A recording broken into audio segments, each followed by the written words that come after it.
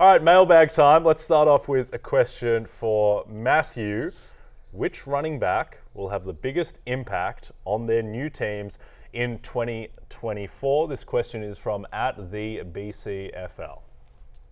And the options, Matthew, Derrick Henry, Joe Mixon. If we could bring the tweet up and I can get you the other names, but it was Austin. I believe it was Austin Eckler and Saquon Barkley. There we go. Yep. There we go. I think the answer is Derrick Henry to me. In terms of the biggest impact on their new teams, like I think, he's sort of processed by elimination. I would argue that Austin Eckler, much as we love Austin Eckler, fantasy life investor Austin Eckler, the fact of the matter is he's going to a split backfield. And with the Chargers, he had, basically out to himself. Now he's got to go and split touches with Brian Robinson. Brian Robinson likely to get the high value goal line touches there. Saquon Barkley, Lawrence just mentioned it. As much as we like Saquon, I would argue that going from it's a better offensive line in Philadelphia, obviously, and it's a better offense, but not as much, there's a lot more goal line competition. Again, just traditionally, Jalen Hurts has not thrown to the running back, and when they get in close, the tush push is a thing. Now, no Jason Kelce this year, so we'll see if that changes a little bit, but I think that's a concern. And Joe Mixon, he's going to get a lot of volume on a good offense, but he got a lot of volume last year on a good offense. I don't know that has the biggest impact. So for me, it's Derrick Henry, who for so many years, Derrick Henry had to run behind an awful offensive line. Last year, the Titans were the worst offensive line in football. And so many times he saw these 8-man boxes. Playing on a team that has a good offensive line and has the threat of Lamar Jackson. I mean, the Ravens as a team last year, I believe, had 20 running back touchdowns. Forget Lamar for a second. I believe they had 20 running back touchdowns last year. And now here comes Derrick Henry, who's the best running back that Lamar Jackson's ever had in his backfield. All due respect to Gus Edwards and J.K. Dobbins and, the like, Melvin Gordon and, all the people that have gone through there. So especially with the news that just came out about Keaton Mitchell, that they don't expect Keaton Mitchell to be ready for the start of the season. It's going to be all King Henry, especially at the beginning of the year. And so in that offense, when defensive coordinators have to deal with Zay Flowers and Mark Andrews and the speed of Lamar Jackson, I think he's going to see a lot more light boxes.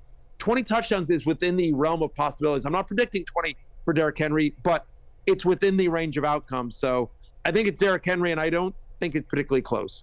41 combined inside the 10 rushing attempts for Justice Hill and Gus Edwards last year. If Derrick Henry gets all of those, I'm with Matthew. I think he's scoring 20-plus touchdowns. I mean, I know you said probably not, but still, I like that. I mean, at least 15. Yeah, 15 for sure. 15, yeah. I mean, if you just tell me he gets 30 of those, then he has said 41 attempts. If he gets 30 of those, 33 of those, Yeah, he's going to score all the touchdowns. Yeah, I think with Derrick Henry, the thing too is there's this sense that he is not washed up, but kind of on the other side, trending downward. His advanced stats last year were pretty good. They weren't bad. In terms, he had an elite PFF grade. Yeah. His yards after contact, all of that is just the offensive line and also game script for a team that just wasn't that good, just really sunk him. So I agree. I also think that Derrick Henry, if anyone's just going to stop the aging curve, it would be the guy who is built like he's from the same planet as Victor Wembanyama, just of a different iteration where he just doesn't seem to be human. And he is confirmed built different. Yes, very built different. All right, second question is for me about Memorial Day barbecue, and this one is from our friend Kurt Heelan at Basketball Talk, covers NBA for NBC, so good to know that the Western Conference Finals are keeping him occupied, and his question is, dry rub on your ribs or heavy on the sauce?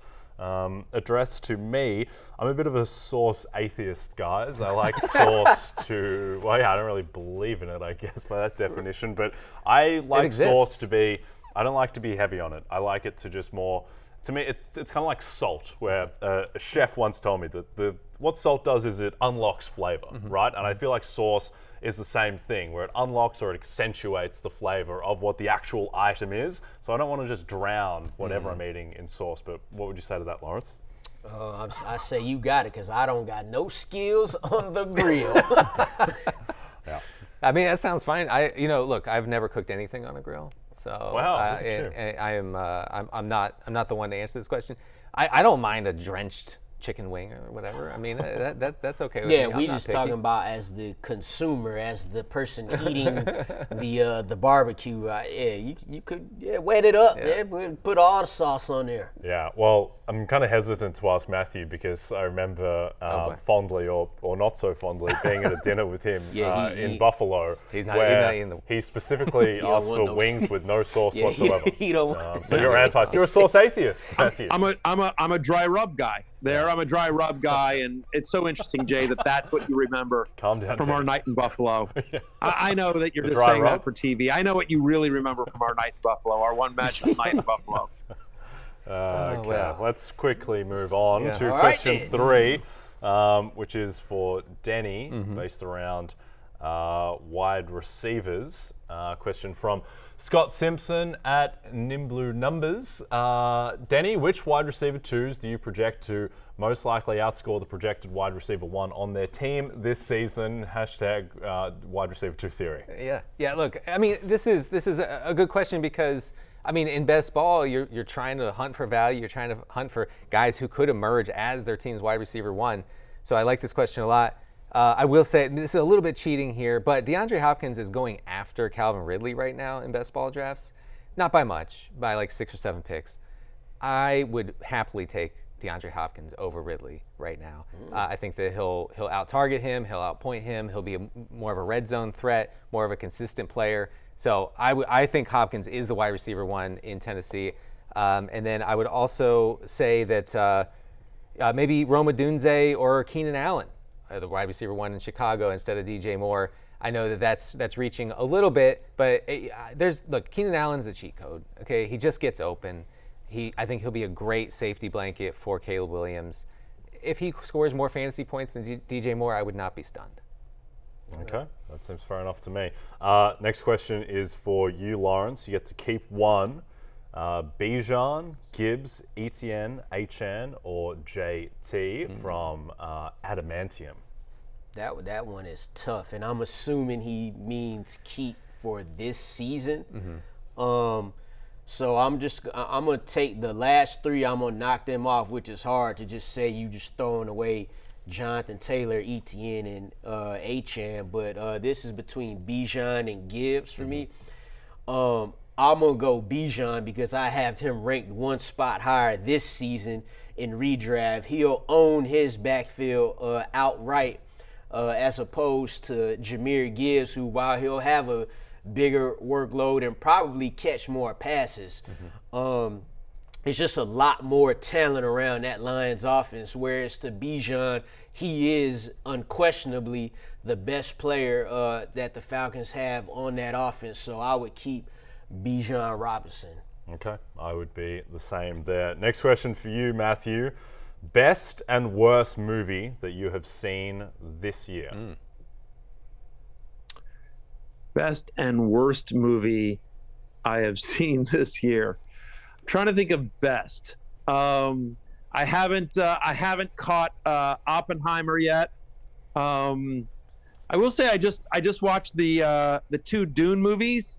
Dune 2 just came out, so I watched Dune a little while ago. So I kind of like the Dune 1 and 2. That was fun. I like the sci-fi stuff. I like the superhero stuff. Let's see, the worst movie I saw this year. Gosh, I have to think about this. They're also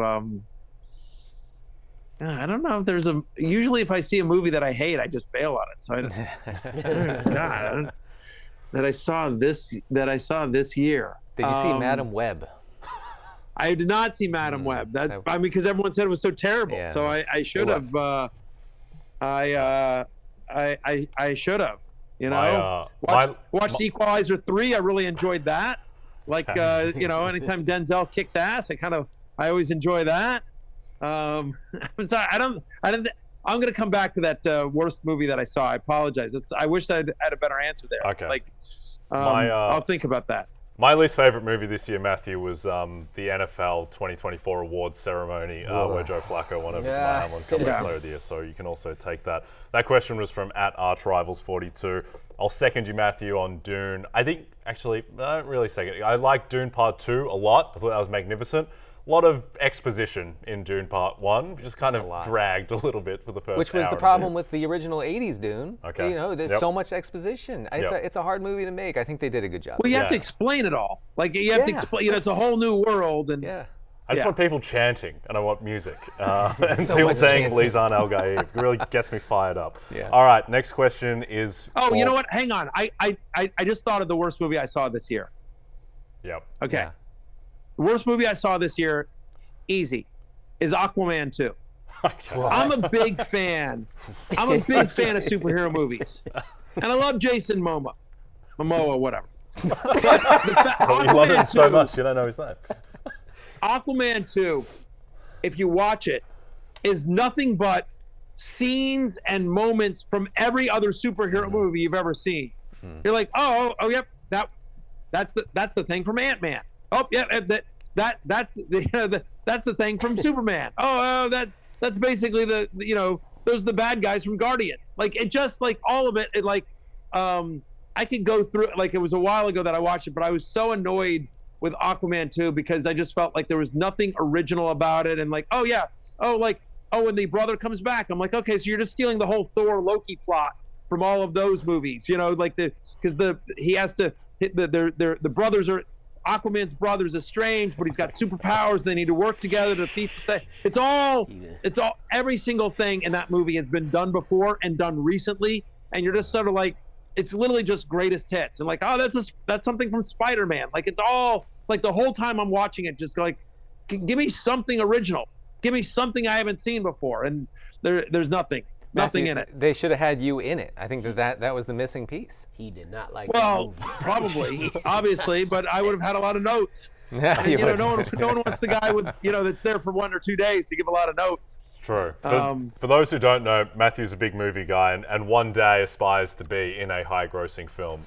Should that maybe day one ever day. come. You never know. Yeah. Okay. All right. Well, glad to know your thoughts on Aquaman 2. That's all noted, Matthew.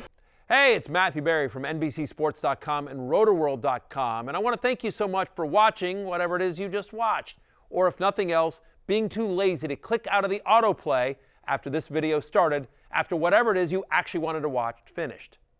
But now that you're here, I'd like to take a moment here to ask you respectfully now, okay? I'm asking you respectfully to subscribe to the NFL on NBC YouTube channel. You'll get the latest Roto-World fantasy news headlines, all sorts of great shows, including my own Fantasy Football Happy Hour. So go subscribe now. Again, I'm asking respectfully.